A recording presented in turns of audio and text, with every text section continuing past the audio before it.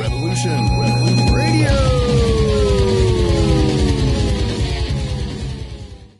Hi, and welcome to Revolution Radio at freedomslips.com. I'm your host, Paul Stevenson. I'll be with you for the next 2 hours, coming here live from the UK. It'll be through till 9 p.m. here in the UK, 2 to 4 Eastern Standard Time. That's 11 to 1 Pacific Time. Welcome to the show, as I say, and I hope you've all had a great week. God, the weeks just fly, don't they? It seems like 5 minutes. It was Monday when I did my last show. Anyway, I mean, this is another story, and this is a tragic story. Now, this isn't a political story, but I think it comes from the same kind of mindset that is promoted through the media in this country for bleeding heart liberal ideology. This pathological altruism, which basically, it's the same mindset that has people, celebrating and calling for immigrants welcome, and we're all immigrants, and all this propaganda, this brainwash stuff. Now listen to this. Now this is a microcosm, I think, of the same kind of pathological altruism, which and it's an interesting story because it's an example of just how disastrous, even on a smaller scale like this kind of pathological altruism. It's the only way you can describe it. It's just like charity to the point of self-destruction. And they blame Christianity for that, but Christianity doesn't suggest any of these types of things. It doesn't suggest having your country flooded by immigrants and all that sort of stuff. It affirms the nation state. It actually says God establishes the borders. Daughter's grief over fiend who murdered mother and son who helped him. A homeless man butchered a kind-hearted mother and her teenage son after their family tried to help him turn his life around. This guy was a drug addict and homeless, and this family took him in. And to me, picking someone who's a drug addict and homeless, he's got a big enough problem to the point that he's homeless. This is the disconnect. You see, this is where there's a clash between charity and just wisdom. This is how this sort of leftist bleeding heart stuff just leaves them so vulnerable. You're witnessing the same thing in a mass scale. Ask all the rape victims and the victims of violence how they feel if they think immigration is so great. I doubt any of those who are progressives and on the left who are rape victims will be standing at marches saying immigrants welcome any further. I think they'll skip those protests going forward, having been in the receiving end of the reality of it. Could you imagine taking a homeless guy who's got a drug problem into your home with a 13-year-old boy? This is how it ended. A homeless man butchered a kind-hearted mother and her teenage son after the family tried to help him turn his life around. And the father was left in hospital fighting for his life. And the only reason that the daughter is alive is because she was at university. Drug addict Aaron Barley, 24, today admitting murdering Good Samaritan. And I'll tell you what, I mean, okay, they're using that term as that Good Samaritan term. I mean, look at the Good Samaritan story. What did he do? He helped the guy, give him money, give him his coat, and he put him in a hotel. He didn't take him into his house, did he? Drug addict Aaron Barley, 24, today admitted murdering Good Samaritan Tracy Wilkinson, 50. This is such a tragic story. And her son Pierce, a 13-year-old boy, in a frenzied attack in their West Midlands home. Where is their common sense? Where is their instinct to protect their own here? They just bring some stranger who's a drug addict off the street. Heartbreaking story, because in some way that's why I'm saying it breaks my heart that the appeal to people for immigration is manipulating their better nature, particularly women. That emotional nature. It just overrides their common sense, their ability to think properly. And then if anybody criticizes, usually men are more thinking the way I do and pushing back on these sorts of things and realizing the dangers. Then we're considered evil. Because it's always pushed as a moral argument. But this is a great example of how this type of attitude could end in total disaster. I imagine probably it was the mother who was being pushed for it, and she ended up losing her life. But the father should have said no. So this guy, anyway, Mrs. Wilkinson's husband, her company director, Peter, 47, was left fighting for his life after he was stabbed 6 times as he tried to disarm the hooded attacker who screamed, "Die, you bleep, bleep, bleep, bleep." Mr. Wilkinson managed to raise the alarm as he lay critically injured after the horror attack at the family's £600,000 home in Stourbridge. I mean, they're rich people. They're probably liberals. They're, you know, they don't, this is what I'm saying. A lot of these liberals and these progressives, they live in their own little world where they, it's almost like they get addicted to feeling good. You know, they're out there in the Mediterranean helping these drowning sub-Saharan Africans coming across. But they're bourgeois lefties because they're down in Richmond and Sheen and other rich areas where they're not faced with the reality of it, and they don't want the truth getting into their little worldview because it's too dark for them, and they have to admit that they're part of the problem, and they're part of a system and an ideology and a religion of political correctness, which actually causes a lot of suffering for a lot of people. They just want to, as I said, it's a bit like a drug addict getting his needle taken away from him. They don't want the withdrawal. They don't want to face the truth. After the bloodshed, Barley fled in Mr. Wilkinson's car, which crashed when it was rammed by a police vehicle following a dramatic chase. Barley had previously only admitted attempting to murder Mr. Wilkinson and was about to stand trial at Birmingham Crown Court for the murder charges.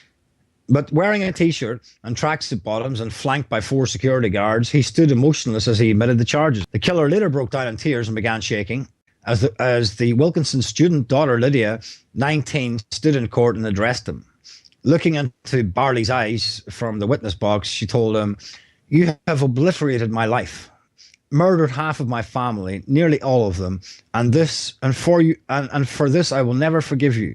My parents helped you, cared for you, treated you like a son." Again, this is a microcosm, I think, of the whole reality of immigration. You can apply all of this on a wider scale of immigration. Our people helped you. Our people cared for you. Our people housed you through the expense of the taxpayer. They treated you like a son. We treat people like our own. You're British now, and we'll look after you, even if you're illegal now in America. And it's the same over here. People are out demanding their rights, even when they're illegal. It's just the whole world's gone mad with this stuff. It's just common sense has just been, it's been left behind in all of this sort of thinking.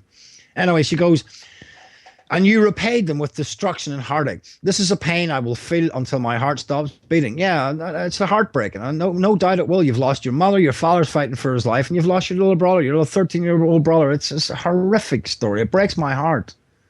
I've got a son myself who's the same age. He's 13. And I can tell you, not in a million years would either of his parents bring in a drug addict into the house off the street. Mrs. Wilkinson, who said she had been left, quote, "a shell of my former self," unquote, avoided the horror as she was studying at Bristol University. She later had to identify the bodies of her brother and her mother as her father lay seriously ill in hospital. "Sometimes I wake up and I don't want to be here. I am left wondering why. What did they do to deserve this?" In one sense, you didn't do anything to deserve it. In another sense, you were guilty of extreme foolishness, and probably, as I said earlier, part of this general sort of brainwashing attitude of just like self-destruction and feeling good or whatever. Mrs. Wilkinson took pity on Barley after she found him begging outside her local Tesco. Listen, I see people outside Tesco who are homeless. And when I lived in Harrow, there was people down there who were homeless as well, outside Tesco. I might give them some money time to time or something, buy them a sandwich or some crisps, but I'm not going to invite them into my home. A lot of the time people are homeless for a reason. A lot of them end up go into hostels, because I know people who've worked in hostels, and they told me that they have like no alcohol restrictions and bans on alcohol coming in and stuff, and the guys sneak in alcohol and they get kicked out of the hostels. And they can't stop taking drugs or whatever, and they try and sneak drugs in and stuff, and they get kicked out and they're back in the street. So even when they're at the lower tier, they're the lowest run on the ladder, which is a kind of a hostel, they can't control their drug addictions and they still end up in the street. So this guy was sleeping in a cardboard box. She took pity on him and brought him in. The family offered him sanctuary, providing him with food and shelter, the court heard. They paid for his mobile phone contract and even found him a job at Mr. Wilkinson's firm in April last year. Heartbreaking. He left the company on amicable terms 5 months later after he began to take drugs. You see, keeps taking the drugs. It also emerged how Barley was thrown out of his children's care home at age 11 for violent attacks on other youngsters and for stealing a staff member's car. He's a little scumbag. The night before the attack in March this year, Barley tried to break into the family home but found it locked. CCTV footage recorded him in the garden at 1:25 a.m. He waited in the garden shed and around 5:30 a.m. was seen crawling across the lawn towards the house. He lay in wait. Presumably then, I mean, did they get rid of him? I mean, what happened here? It says the night before the attack, he tried to break into the family home. So maybe he must have left when he was taking drugs again.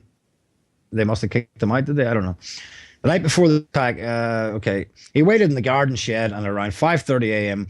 was seen crawling across the lawn towards the house. He lay in wait until Mr. Wilkinson took the family dog for a walk at 7:30 a.m. Wearing a balaclava, Barley let himself into the house and crept upstairs, where he murdered Mrs. Wilkinson and young Pierce in their bedrooms. I swear I can almost feel like crying. It's just horrific. Pierce, poor boy, was stabbed 8 times with such force that one of the blows almost divided his spinal cord. What a fucking... Oh, man, I'll tell you. Mrs. Wilkinson was knifed 17 times, the court heard. When Mr. Wilkinson returned, Barley was waiting in the kitchen. Prosecutor Karam Cahill, QC, told the court that Mr. Wilkinson described the defendant as acting like a ninja. He said Mr. Wilkinson realised immediately who his attacker was. The defendant was wielding a knife, stabbing and slashing at Peter in a frenzied attack with such aggression that this alone demonstrated an obvious intention to kill him. I'd have knocked him clean out. He would have got one stab at me, and I'll tell you the rest of it, just did this, whatever. Mr. Wilkinson had shared a curry and a couple of bottles of beer with Barley a month before the attack. He said, the next time I saw him, he was sticking a knife into my shoulder. Barley had even visited the family on Christmas Day last year. He once wrote a card to Mrs. Wilkinson, a former British Latin American ballroom dancing champion, describing her as the mother I never had. The family and police said that they did not know what Barley's motive was, as he had never offered an explanation for the attack. But Mr. Wilkinson said Barley knew his life was, quote, going bad ways and wanted to take it out on the people that had, quote, cared and looked after him.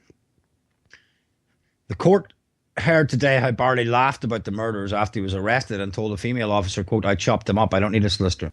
I think, you know, that's the death penalty should be brought in for that, really, for there to be any justice for there, you know.